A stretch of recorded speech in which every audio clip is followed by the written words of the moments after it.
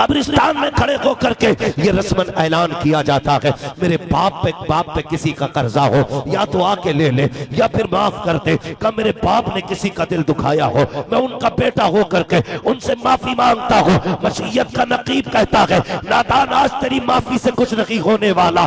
جب اس نے تھپڑ مارا تھا اور میرے بندے کا دل ٹوٹا تھا آج بدلے کا دن آیا ہے.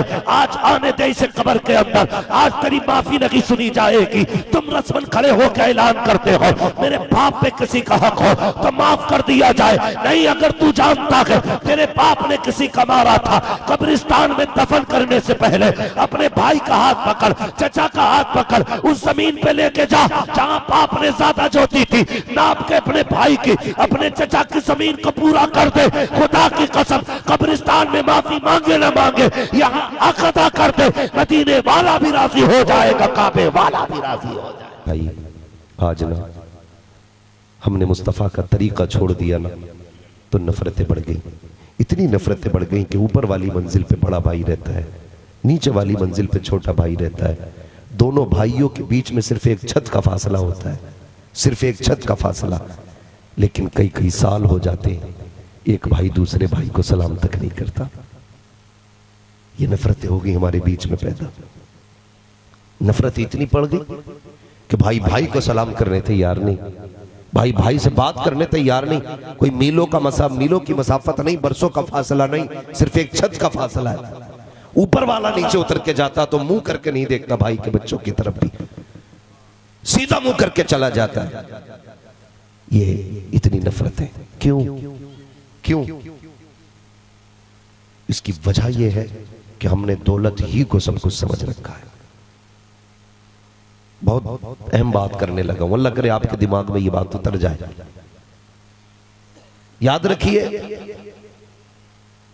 آج بھی بھائی وہی ہیں جو بچپن میں ایک ساتھ انگلی پکڑ کے چلتے تھے. آج بھی بہنیں وہی ہیں جو بچپن میں بھائیوں کو تیار کر کے مدرسہ اور اسکول بھیجتی تھی. آج بھی رشتہ دار سارے وہی ہیں. لیکن نفرتیں کیوں پیدا ہو گئی؟ کتنا فرق ہے. جب ہم چھوٹے تھے مدرسے جاتے تھے امی کہتی تھی جلدی آنا آج آلو کے پراٹھے بنانے ہیں گرم گرم آ کے کھانا. اگر دو بھائی الگ اسکول میں مدرسے میں جاتے تھے تو ضروری تو نہیں دونوں ایک ساتھ آ جائیں. ہمیں آج بھی یاد ہے کئی باتیں کہ آگے پیچھے آیا کرتے تھے. امی کہتی تھی بڑے والے سے لے جلدی کر کھا گرم گرم ہے. وہ کہتا تھا امی ٹھہرنا ابھی چھوٹا بھائی نہیں آیا ہے جب آ جائے گا اکٹھے کھائیں گے تو پھر اور مزہ آئے گا. یہ رشتے تھے ہمارے. کہتا جب بڑا آ جائے گا جب چھوٹا آ جائے گا نا تب اور مزہ آئے گا. ہم بھائی کے بغیر پراٹھا تک کھانے تیار نہیں ہوتے تھے. آج بھائی کے کنپٹی پر رکھ کے ہم کیسے تمنچا چلاتے تھے. آج بھائی کے سینے پہ بیٹھ کر کے اسی کی زیادہ زمین چھیننے کی کوشش کیسے کر لیتے ہیں. کیا یہ بھائی نہیں رہا؟ یہ خون بدل گیا ڈی این اے بدل گیا؟ نہیں، خون بھی وہی ہے دل بھی وہی ہے بھائی بھی وہی ہے. فرق اتنا ہے بچپن میں جو ہے دل میں رشتے رہتے تھے اب جوانی میں دل میں دولت آ گئی ہے. اور یاد رکھیے جس دل میں رشتے ہوں گے اس دل میں دولت کی بھوک نہیں ہوگی اور جس میں دل میں دولت کی بھوک ہوگی اس دل میں رشتے نہیں رک سکتے. رشتے نہیں رک سکتے. اس لیے تمہیں خدا کا واسطہ کبھی کسی کا لے کے نہ مرنا کسی کا لے کے مت مر جانا ورنہ یاد رکھیے یہ وہ گناہ ہے جو خالی توبہ سے بھی معاف نہیں ہونا ہے. حقوق العباد کا بڑا سخت مسئلہ ہے. ابا نے 4 انچ دبا لی تو 7 پشتے نہیں 27 پشتے بھی وہی جوت رہی ہیں. باپ نے 1 فٹ زمین پہ قبضہ کر رکھا ہے. بیٹے کو پتا ہے کہ ہم نے 3 بیسے بڑھا دیے یہاں پہ. ہاں 1 کٹھا بڑی ہے ہماری اس میں زمین.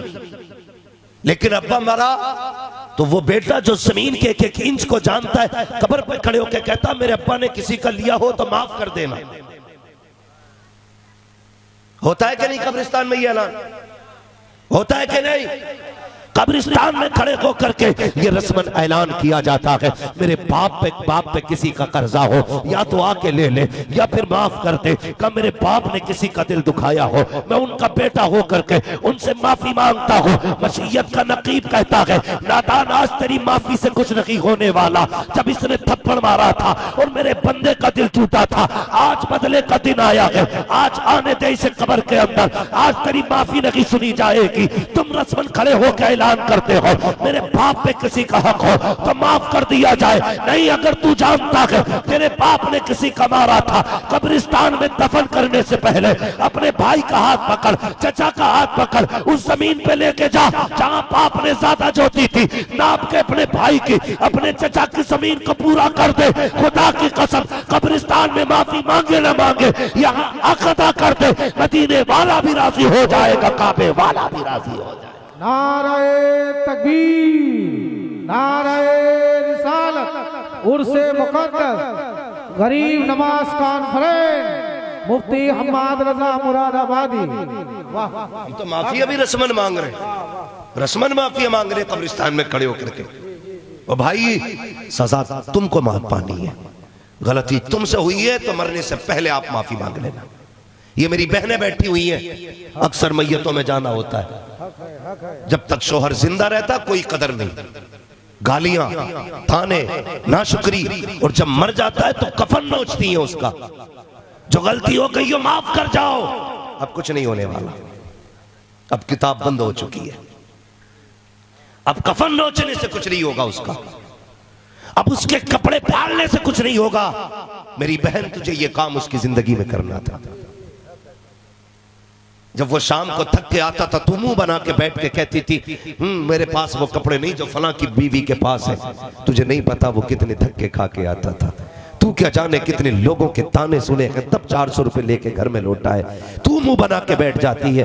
تجھے پتا ہے جب لوگ گالیاں دے کر کے شام کو 300 روپے جیب میں ڈال کے کہتے تھے اگر ہم کہیں گے تب آنا ورنہ مت آنا. جب یہ 1000 لوگوں کے تانے اور گالیاں سننے کے بعد آدمی 1000 محنتیں کرا کے 400 روپے جیب میں ڈال کے کہتا ہے تو نے اتنا کام نہیں کیا جتنا پیسے دے رہا ہو. اس وقت اس کا دل ٹوٹتا ہے تو دل کہتا چل گھر چل. بچوں میں جائیں گے بیوی سامنے آئے گی خدمت کرے گی تھوڑی سی تھکن اتر جائے گی. وہ تو بڑی امیدیں لگا کے گھر کی طرف آیا تھا لیکن بجائے اس کے دروازے پہ استقبال کیا جاتا اس کی تھکن کے بارے میں پوچھا جاتا اس کو وضو کرا کے اس کو عزت سے بٹھایا جاتا. تم میری ماں بہنوں دروازے پہ کھڑے ہو کر کے اپنے شوہر کی مصیبتوں میں اور زیادہ اضافہ کر دیتی ہو پھر اس کے بعد کفن نوچتی ہو. اب کوئی نتیجہ نہیں ہے. اگر معافی مانگنی ہے جیتے جی مانگ لیا کرو. تیری میری بیٹی کی اوقات کیا ہے چل اس بیٹی کی بات کرو جسے سیدہ کائنات کہا جاتا ہے جس کو سیدہ طیبہ طاہرہ عابدہ زاہدہ نقیہ تقیہ زکیہ سیدہ فاطمہ زہرا کہا جاتا ہے.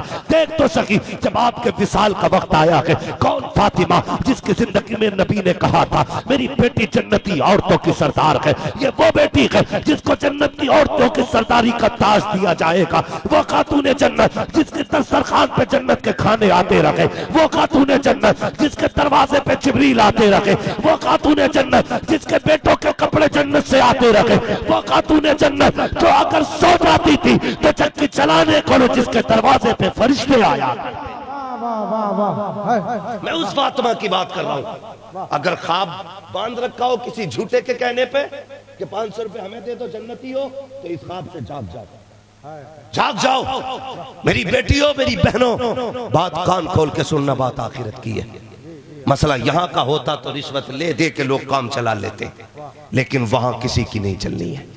وہاں حق کا ترازو لگے گا اور انصاف قائم ہوگا اور زمانہ دیکھے گا. اگر کسی نے کسی چڑیا کو بھی تکلیف دی ہے نا تو آج بڑے سے بڑا ہاتھی بھی کانپ رہا ہوگا اس لیے کہ آج چڑیا کو ہاتھی سے بدلہ دلایا جانا ہے. توجہ ہے چلوں آگے تھکے تو نہیں ابھی ذرا کہہ دیں یا رسول اللہ. بڑا اچھا مجمع حاجی صاحب اللہ سلامت رکھے.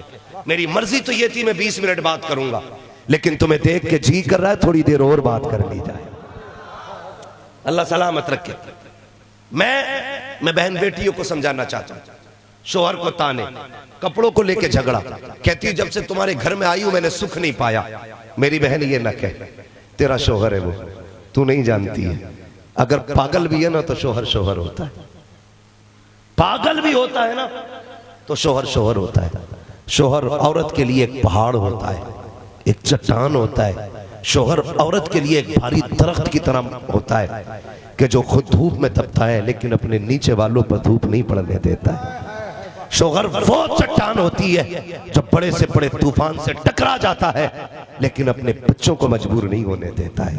اور آج نہ ہاتھ اٹھا کے کہتی جا تیری شکل نہیں دیکھنی, تو لوٹ کے نہ آئے. میری بہن یہ نہ کہے جس دن یہ کفن میں لپٹ گیا نا, بھیا ذرا توجہ کرو, لو رومال ہمارا لے لو, ہم تقریر کر رہے ہیں پنچایت نہیں کر رہے, ضرورت ہے تو بس تھوڑی دیر سن لیں. توجہ ہے سارے لوگوں کی. یہ پسینہ اس لیے نہیں آتا ہے کہ میں رنگ دکھانے آیا ہوں, رنگ دکھانے کے لیے مراد آباد میں بہت جلسے ہوتے. ہاں تھوڑا سا خیال کریں آپ بھی ہماری محنت کا, ذرا کہہ دیں یا رسول اللہ. ہاں آپ جھولا لے کے بیٹھے, لگتا ہے کمیٹی کے انچارج صدر ہے نا, ورنہ اگر دور سے آئے تو اللہ سلامت رکھے. ٹھیک ہے بھائی, ذرا آپ بھی کہہ دیں سبحان اللہ, اللہ سلامت رکھے بھائی. ہاں میں اس بندے سے بھی بڑا راضی ہوں, اس بندے سے بھی بڑا راضی ہوں. ہاں بھلے جسے وجود کا خیال نہ ہو اسے حضور کے ذکر کا تو خیال ہے نا, ہاں نا, حضور کے ذکر کا تو خیال ہے نا بھائی. تو بہت غور سے سنیں, بہت غور سے سنیں. میں کیا بات کہہ رہا تھا, میں کہہ رہا تھا میری بہن کبھی شوہر کو موت کی بد دعا نہ دینا. جس دن یہ سفید کفن میں لپٹ گیا نا, اس دن تجھے اس کی قدر کا پتہ چلے گا. اس دن تیری سمجھ میں آئے گی شوہر کیا چیز ہے. کئی بار ایسا ہوتا ہے نا ہماری ماں بہنیں, جو اس وقت کا سب سے تیزی سے چلنے والا فتنہ اور رواج ہے, عورتیں جب بیٹے جوان ہو جاتے ہیں کمانے لگ جاتے ہیں نا تو اپنے بیٹوں کو اپنے شوہر کے خلاف بھڑکانا شروع کر دیتی ہیں. یہ بڑی تیزی سے چل رہا ہے. علامہ سراج تھابانی صاحب, ندیم بھائی, جب بچے جوان ہو جاتے ہیں نا کہتی بیٹے تمہیں کیا بتاؤں, تمہارے باپ نے پوری زندگی دکھ دی ہے, اب بیٹوں کی زندگی میں راج کروں گی. یہ کہہ کے بچوں کو کھڑا کیا جاتا ہے اپنے شوہر کے خلاف. یہ کہہ کے کھڑا کیا جاتا ہے کس ہوا میں, یاد رکھ اولاد اولاد ہوتی مگر شوہر شوہر ہوتا ہے.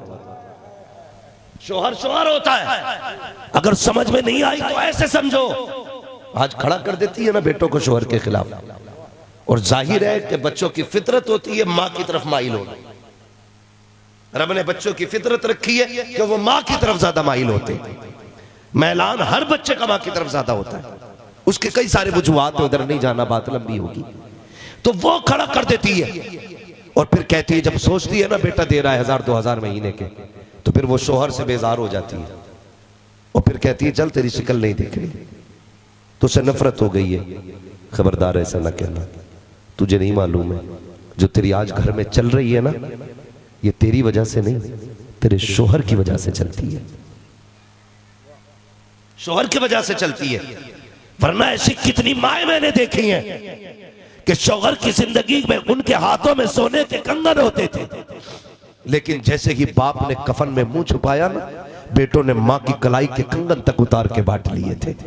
اور وہ ماں جو کہتی تھی بیٹا ہے میرا, جب بٹوارے کی باری آئی کوئی کہتا تھا ابا کی فلاں دکان میری ہے, فلاں فیکٹری میری ہے, فلاں دکان میری ہے, فلاں گوڈاؤن میرا ہے, فلاں زمین میری ہے, تو مائیں منہ تکتی رہ گئی, زمین بٹوارے ہوتے رہے, لیکن کسی نے یہ نہیں کہا تھا ماں میری ہے. کوئی نہیں کہتا ہے آج ماں میری ہے. 6 مہینے نہیں گزرتے ماں کے نمبر لگا دیے جاتے ہیں, ایک دن تو کھلائے گا, ایک دن تو کھلائے گا, ایک ہفتہ تو کھلائے گا, ایک ہفتہ تو کھلائے گا. اور سن تو صحیح میری بہن, یہ تیری اولاد ہے جس کے لیے تو نے شوہر سے غداری کی کہ تجھے دن بانٹ کر کے کھلا رکھے ہیں, ایک دن عزت سے کھلانے تیار نہیں. وہ شوہر تھا تیرا جو 6 مہینے مزدوری کرتا رہا لیکن اپنے دسترخوان سے جانے نہ دیا, لوگوں کے تانے سنتا رہا لیکن کسی کے آگے ہاتھ نہ پھیلانے دیا.